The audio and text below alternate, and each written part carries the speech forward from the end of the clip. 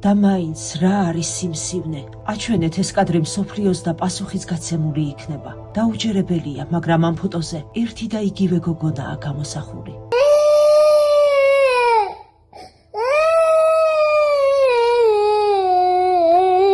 4 წლის ანიქირიას მხოლოდ ერთი ნაბიჯი აშორებს სიკვდილთან. არ ვაჭარბებთ. ბავშვის სიცოცხლე ძაფზე ჰკიდია. გოგონა სასწრაფო საჭიროება ცვლის ტვინის გადანერგვა. ამ ოპერაციის გარეშე სანის გადარჩენის არანაირი შანსი არსებობს. სახელმწიფოს დაფინანსება უკვე ამოიწურა.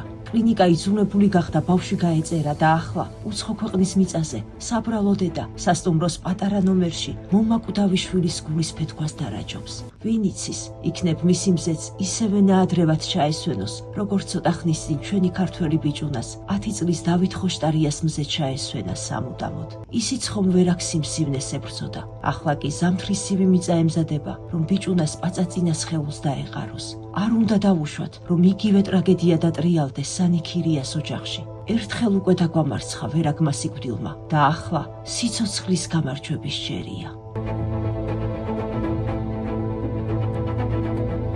გადარიცხეთ ნებისმიერი თანხა ჩერნოვეცკის ფონდის ოფიციალური საიტის მეშვეობით.